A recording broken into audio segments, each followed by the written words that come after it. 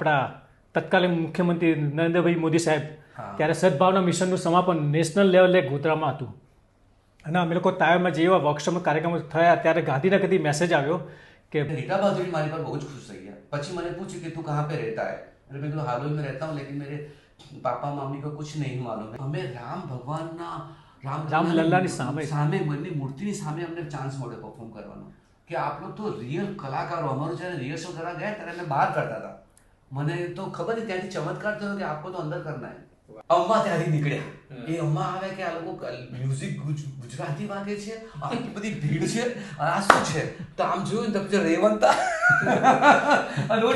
Bill ક્લિન્ટનના હસ્તે પણ સન્માન મળ્યું છે, રાષ્ટ્રપતિ સમક્ષના હસ્તે સન્માન મળ્યું છે, એટલે અને લિમ્કા બુક ઓફ રેકોર્ડ્સમાં પણ સ્થાન મળ્યું છે અને આજે ખરેખર આજે લોકકલા નેશનલ ફાઉન્ડેશન એવોર્ડ પણ મળેલો છે। મને અમ્મા અને મલ્લિકા દીદી એટલો બધો સપોર્ટ કર્યો એમની સાથે ઘરમાં, એમની સાથે જ હું રહેતો અને બધું જ એમનું ત્યાંનું બધું કરતો કામ અને ક્લાસિકલમાં ભરતનાટ્યમ, કુચીપુડી, કથકલી, માર્શલ આર્ટ અને ખૂબ જ ઊંડો રસ લઈને મને આજે હું જે પણ કહી છું બીકોઝ ઓફ અમ્મા અને મલ્લિકા દીદીના લીધે જ। નવી સવારમાં નવા વર્ષે આપનું હાર્દિક સ્વાગત કરું છું। બે નૃત્યકારો પધાર્યા છે, ભરતભાઈ અને અક્ષયભાઈ। ભરતભાઈ બારિયા અને અક્ષય પટેલ આ બંનેની જુગલબંધી છે, સવાયા ભાઈઓ છે અને વિશ્વના અનેક દેશોમાં બંનેએ નૃત્યની પ્રસ્તુતિ કરી છે। ભરતભાઈ, તમારા બંનેની સાથે ઓછામાં ઓછી 1 કલાક 2 કલાક હું વાતો કરી શકું, કારણ કે તમારા બંનેનું વ્યક્તિત્વ અને કર્તૃત્વ એટલું બધું વિશાળ પટ્ટા ઉપર પથરાયેલું છે। પણ એક થોડીક વાતો આજે નવી સવારમાં મારે તમારી સાથે કરવાની છે। ભરતભાઈ, પહેલો સવાલ કે તમે તો એક આદિવાસી પરિવારમાં તમારો જન્મ, પંચમહાલ જિલ્લામાં તમારું હાલોલ તાલુકાનું એક નાનકડું ગામ, અને અત્યારે તમે સમગ્ર વિશ્વમાં 100થી વધારે દેશોમાં પરફોર્મ કરી આવ્યા છો, તો આ એક બે બિંદુઓ છે। તો તમે નૃત્યશામાં કેવી રીતે જોડાયા એ અમારે જાણવું છે। સૌથી પહેલાં તો નવી સવાર વતી આપ સૌને નવા વર્ષના રામ રામ અને અમારા રમેશભાઈને પણ રામ રામ। મારી જર્ની રમેશભાઈ એક નાનકડા ગામમાં, વાવ બાકરોલ, આમ ડુંગરાળ ગામ, અને મને છે નૃત્યનો બહુ શોખ હતો, પણ મારા પરિવાર અમે બહુ જ મધ્યમ, એટલે કહેવાય ને એકદમ અમારા ટ્રાઇબલ કમ્યુનિટી, નાના કમ્યુનિટીમાંથી અમે લોકો આવીએ એટલે ટીમલી તો ખરી જ, નાચો કૂદવાનું તો મારા બ્લડમાં હતું, મારી માના બ્લડમાં હતું, પણ બાપુજીનો સ્વભાવ બહુ જ અલગ। એમને કેવું કે ઘર ખેતર, ખર અને ખેતર, આપણું બહુ મોટા સપના નહીં જોવાના એમ, એટલે વાવની અંદર રહેતા અને બાપુજી હાલોલમાં નોકરી કરતા, રેલવે સ્ટેશનમાં ટ્રોલીની નોકરી। એટલે અમે લોકો ગામડેથી ત્યાંથી 30 કિલોમીટર હાલોલ છે, એટલે ત્યાં અમે લોકો બાપુજી જોડે રહેવા માટે અમે આવ્યા। અને પછી લકી સ્ટુડિયો બાજુમાં છે, લકી સ્ટુડિયો બાજુમાં 3જા ધોરણમાં મને મૂકેલો ભણવા, પણ દફતર હું સંતાડીને 3-4 કિલોમીટર ચાલીને લકી સ્ટુડિયો કૂદીને અંદર જતો રહેતો હતો। એ વખતે 1979ની વાત કરું છું। એ વખતે મિયા ફુસ્કી 007નું શૂટિંગ રીટા બહાદુરી ત્યાં હતી અને એમનું ગીતનું શૂટિંગ ચાલતું હતું સામે, એટલે એ ડાન્સ કરતા હતા અને પછી હું એમને જોઈને હું ડાન્સની કોપી કરવા માંડ્યો અને રીટા બહાદુરી દેખી કે લડકા બહુ અચ્છા પરફોર્મ કર રહા है છે। હું તો એકદમ પ્યોર ગુજરાતી નાનકડી ચડ્ડી, મને કંઈ જ ખબર નહીં। અને પછી એ વખતે એક છોકરો ત્યાં આવેલો હતો, તો કે મેરે को तो शाम को जाना है मुंबई और सामने वो जो लड़का खड़ा है वो अच्छा परफॉर्म करते, म्यूजिक बजाओ। એટલે મ્યુઝિક વગાડવાનું ચાલુ કરી, એટલે પછી પાછો હું ચાલુ મારું તો મને ફ્લૂટ વગાડવાનો બહુ શોખ હતો અને ગાવાનો બહુ શોખ હતો અને ડાન્સ નાચવાનું તો પહેલાંથી જ મને હતું અંદરથી બ્લડમાં મારા। એટલે મેં ડાન્સ કર્યું ને એટલે તરત જ મને બોલાયો રીટા બહાદુરીએ कि आप कहाँ पे रहते हो? मैं कहूँ हालोल में रेलवे स्टेशन के बाजू में रहता हूँ। અને મને कि छोटा सा रोल है, आप करोगे? मैंने बोला मुझे तो बहुत शौक है फिल्मों में काम करने का, મને જરાક આપો ને કેવી રીતે કરવાનું એમ। એટલે મને તો કપડાં પહેરાવી દીધા અને પછી ડિરેક્ટરે મને બતાવ્યું કે અહીંયાથી આટલું આટલું આટલું કરવાનું છે અને મેં 1 શોટ ઓકે, એટલે એટલા બધા યુનિટને તાળીઓ પાડવા માંડે કે આ છોકરો ગામડાનું આટલું સુંદર રીતે કર્યું। એટલે રીટા બહાદુરી મારી પર બહુ જ ખુશ થઈ ગયા। પછી મને પૂછ્યું कि तू कहाँ पे रहता है? मैंने कहा हालोल में रहता हूँ लेकिन मेरे पापा मम्मी को कुछ नहीं मालूम है और मैं दफ्तर छुपा के भी यहाँ पे आ जाता हूँ। એટલે એમને ખબર પડી, એટલે હું 3-4 દિવસ ગયો નહીં સ્કૂલમાં। એટલે સ્કૂલમાંથી પૂછવા આવ્યા ઘરે, એટલે સીધી વાત કરી બાપુજીને એટલે બાપુજીને વાત કરી, હું લખી સ્ટુડિયોમાં, ટાઈમ થાય એટલે હું ચાલતો જતો રહું દફતર સંતાડીને. એટલે પછી એક દિવસે બાપુજી મને પૂછ્યું કે તું રોજ જાય છે ક્યાં સ્કૂલમાંથી? મને ગાવાનો શોખ, હું પ્રાર્થના ગવડાવું ત્યાં. એટલે પછી મેં કીધું તો સ્કૂલે જાઉં છું. પછી મને એટલું બધું માર્યો ને, હજી પણ મને અહીંયા છે પપ્પાએ જે મને લીમડા પર બાંધી દીધો હતો કે આપણા આ મોટા સપના નહીં, અહીંયા બહુ જ મોટું, એટલે મને વાગી દીધું. આ છે હજી નિશાન દેખાય છે, ચોખ્ખું દેખાય છે કે આપણો આ વિષય નથી એમ. આપણે લોકો રહ્યા નાના લોકો, આપણો વિષય નથી. અને પછી મારી મા મને લીમડા પરથી છોડાવ્યો, પછી મને તો સખત વાગ્યું હતું. અને પછી રીટા બહાદુરી શોધતી આવી હાલોલ. એમને ખબર કે રેલવે સ્ટેશનની બાજુમાં રહે છે ભરત બારિયા. અને આવ્યા પછી એ વખતે મને 6,000 રૂપિયા મને પેલા શૂટિંગના મળેલા.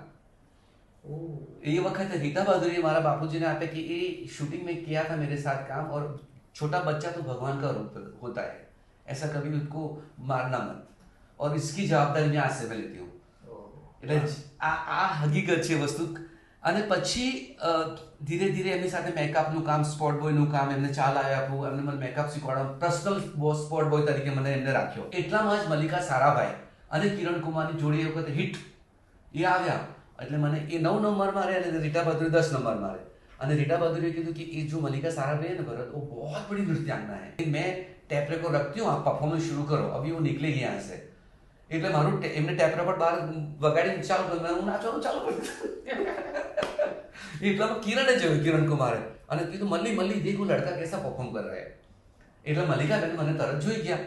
મને કહ્યું માય ગોડ, આ તો સુપર પરફોર્મ કરે છે. અને મને બોલાવીને પૂછ્યું કે તું ક્યાં રહે છે, શું છે, શું? મલ્લિકા દીદીએ. અને પછી મેં કીધું આવી રીતે હું રહું છું. અને મને તો મારા બાપુજીને બધાને તો કે ના, તારામાં બહુ જ હુનર છે ભરત, અને હું તને ઓફર કરું છું અમદાવાદ. અને પછી ભરત બારિયા અમદાવાદ આવ્યા, દર્પણ એકેડેમી, મૃણાલિની સારાભાઈ, અને પછી એક આખા જીવનનો તમારો નવો અધ્યાય શરૂ થઈ ગયો. નવો અધ્યાય શરૂ થઈ ગયો. અહીં આગળ આવ્યો, બધા સાઉથ ઇન્ડિયન, મને ગુજરાતી ગામડાનો છોકરો, બધાને બોલતાના આટલા મોટા ડોગીઝ. ઓ માય ગોડ, કેવી રીતે એમની સાથે એ કરું? પણ મને અમ્મા અને મલ્લિકા દીદી એટલો બધો સપોર્ટ કર્યો એમની સાથે. ઘરમાં એમની સાથે જ હું રહેતો અને બધું જ એમનું ત્યાંનું બધું કરતો કામ. અને ક્લાસિકલમાં ભરતનાટ્યમ, કુચીપુડી, કથકલી, માર્શલ આર્ટ, અને ખૂબ જ ઊંડો રસ લઈને મને આજે હું જે પણ કહી છું, બિકોઝ ઓફ અમ્મા અને મલ્લિકા દીદીના લીધે જ છું. આજે દુનિયાની અંદર મેં નામ કમાયું છે, બિકોઝ ઓફ દર્પણા. અક્ષયભાઈ, હવે આદિવાસી વિસ્તારમાંથી અમદાવાદના ઉસ્માનપુરા વિસ્તારમાં આવી જઈએ. અમદાવાદ એ તો ગુજરાતનું મહાનગર છે. ઉસ્માનપુરા વિસ્તારમાં તમારો પરિવાર રહે. તમે ભરતભાઈ સાથે અને દર્પણા એકેડેમી સાથે તમે કેવી રીતે જોડાયા? ઉસ્માનપુરા ગામમાં હું રહેતો હતો, અને ઉસ્માનપુરા ગામની બાજુમાં દર્પણા એકેડેમી હતું. અને ગામમાં દિવાળીના દિવસોમાં ગરબા થતા હોય માતાજીના, ત્યારે ભરતભાઈને ગરબા ગાવાનો બહુ શોખ હોય. એટલે ત્યાં મંડળીઓ વગાડતા એટલે ભરતભાઈ અવાજ સાંભળે એટલે દર્પણમાંથી આવીને ભરતભાઈ ગરબા ગાવા આવી જતા. અને અમે બધા ત્યારે બહુ નાના હતા. એટલે અમારે તો શું કે ભરતભાઈ આવે એટલે અમે જોઈએ, તમે ગરબા અમને ગાતા હોય એટલે અમને બહુ મજા આવે, અને એમની સાથે અમે જોઈન થઈ જતા ગરબા ગાવા. ત્યારથી ભરતભાઈને અમે ઓળખતા હતા. પછી ધીરે ધીરે દર્પણમાંથી અમ્મા અને મલ્લિકાબેને એક પર્યાવરણ બચાવ વિશેનો એક પ્રોજેક્ટ કંઈક ડાન્સ ડ્રામા શરૂ કરવાના હતા. તો એમાં નાના બાળકોને લઈને ટ્રેનિંગ આપીને એમને શીખવાડવાનું હતું અને પરફોર્મ કરવાનું હતું. તેમાં જોન માર્ટિન પ્રેન્ટ પ્રોજેક્ટ લંડનના એ પણ ઇન્વોલ્વ હતા.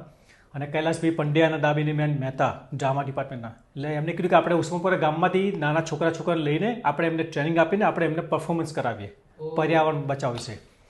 તો એ વખતે વેકેશન ચાલતું હતું ને અમે બધા બહુ નાના રમતા હતા, ગિલ્લી દંડા લખોરી. પછી આ રીતના ગામમાંથી મેસેજ મોકલાવે, એટલે કે જેને ઈચ્છા હોય તો એમાંથી 15 થી 20 છોકરાઓમાંથી હું પણ હતો. તો બધાને બોલાવીને ત્યાં આગળ દર્પણમાં શીખવાડ્યું. અને એમાં કૈલાસભાઈ પંડ્યા, દામિનીબેન મહેતા, અમ્મા અને જોન માર્ટિન, એટલે એમને ટ્રેનિંગ આપી કેવી રીતના એક્ટિંગ કરવાની, પછી ગાવાનું. તો એમાં સૌથી મારું ગ્રાસ્પિંગ પાવર એટલું ફાસ્ટ હતું કે હું બધું પિકઅપ કરી લેતો હતો. એટલે પછી મને કેપ્ટન બનાવ્યો, એટલે કે તારે બધાનું ધ્યાન રાખવાનું, બધાને આમ કરવાનું, ટ્રેનિંગ આપવાની. એટલે આખું પર્યાવરણ બચાવ વિશેનું નૃત્ય નાટિકા તૈયાર કરી. અને એ નૃત્ય નાટિકા અમે દૂરદર્શનમાં રજૂ કરી. પછી ઉસ્માનપુરા ગામમાં બધાને પણ બતાવીએ. અને પછી દર્પણનું જે વેકેશન પૂરું થાય પછી ક્લાસીસ શરૂ થયા. એટલે હું ત્યાંથી નીકળ્યો એટલે મેં જોયું ભરતભાઈ ક્લાસીસ લેતા હતા, ડાન્સ શીખવાડતા હતા ભરતનાટ્યમના. એટલે મેં જોયું એટલે મને ગમ્યું. એટલે પછી મેં ભરતભાઈને વધારે હું ઓળખું. એટલે પછી મેં ભરતભાઈને કીધું કે મને ઈચ્છા થઈ છે, મારે આ શીખવું છે એમ. કે ચોક્કસ. પછી દીદીને વાત કરી, દીદી કે ચોક્કસ શરૂ કર.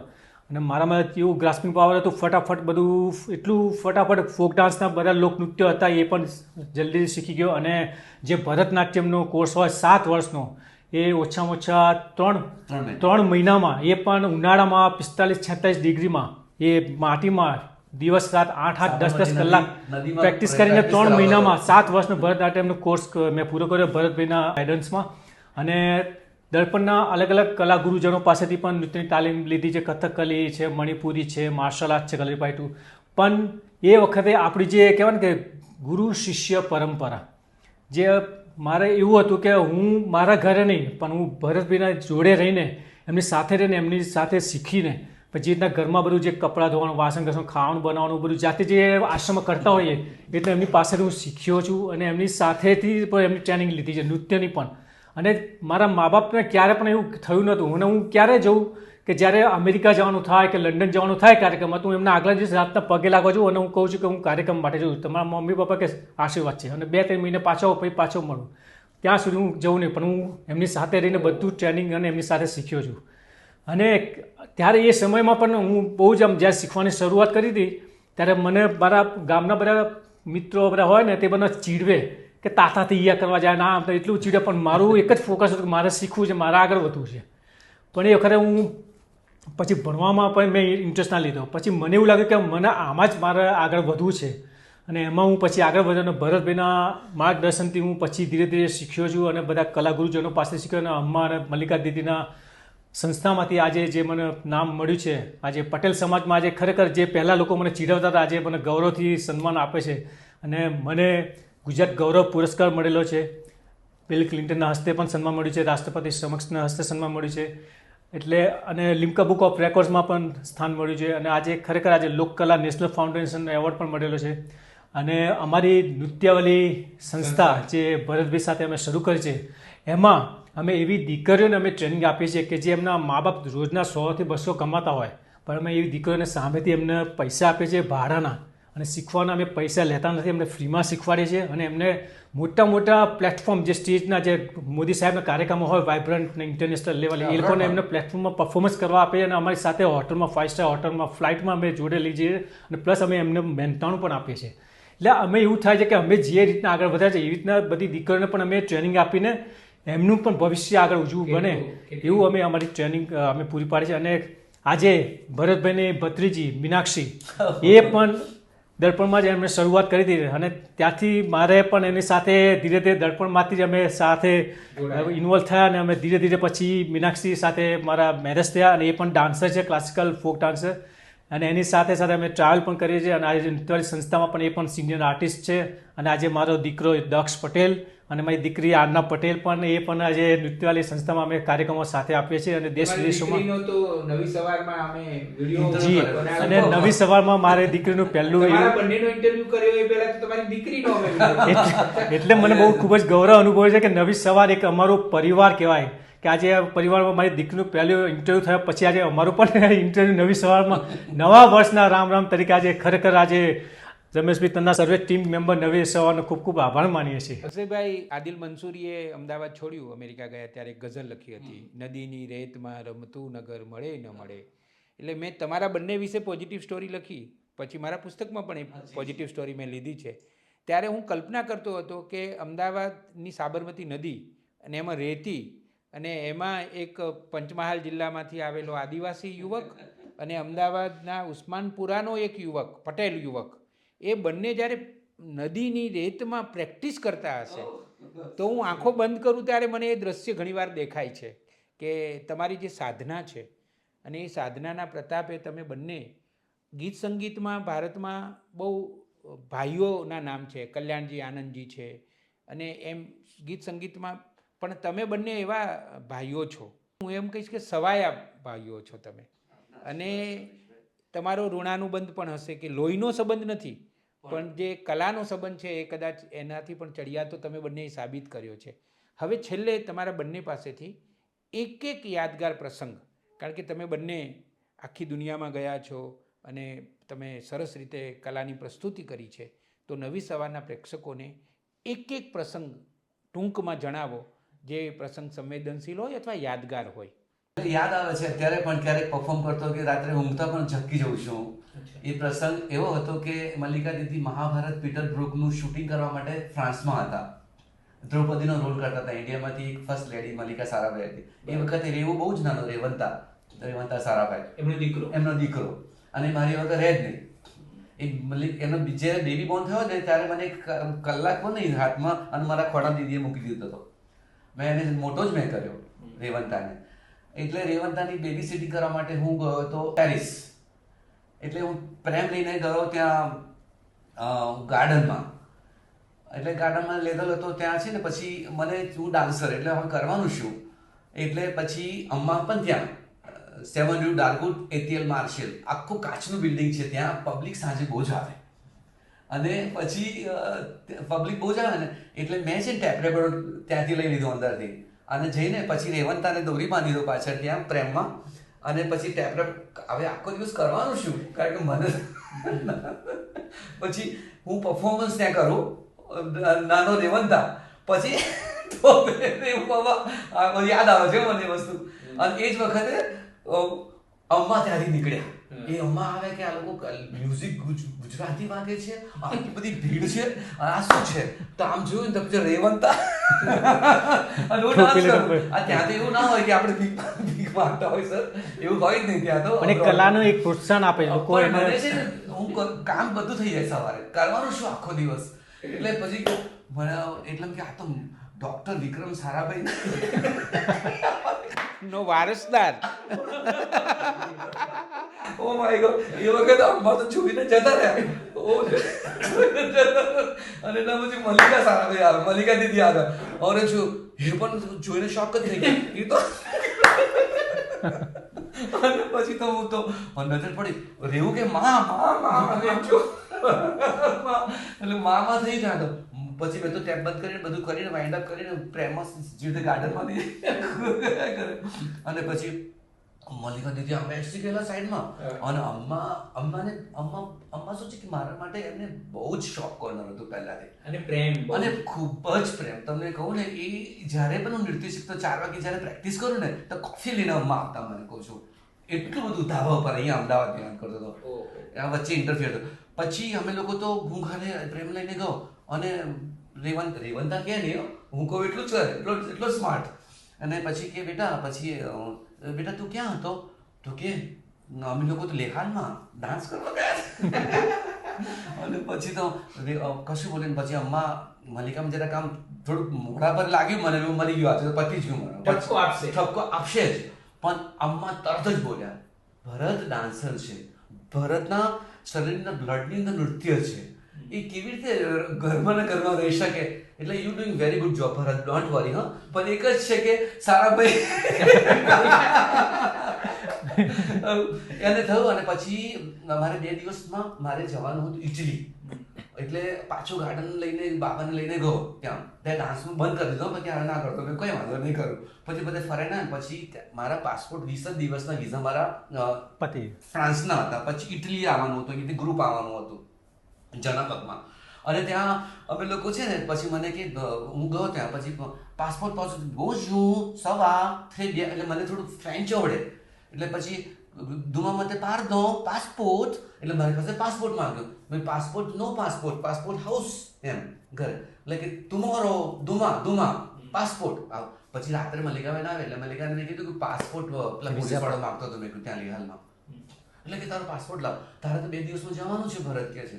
પેલો ગ્રુપ આવે છે કે છે. ઓ માય ગોડ, તારા વિઝા પતી ગયેલા છે ફ્રાન્સના સર. પછી મને રાતોરાત 1 દિવસ સવારની ટિકિટ કરી દીધી, અને મને ટ્રેનમાં બેસાડી દીધો.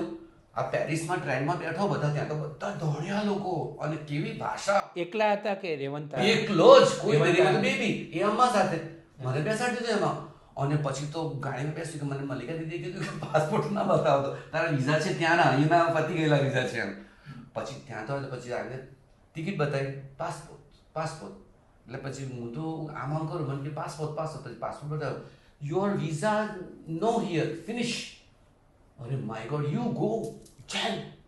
અને પછી ભાષા બોલવાનું, અને ઠંડી, મારું નાક આમ વળી ગયેલું, આટલું બધું ઠંડી, ત્યાં સ્નો જેવું પડે.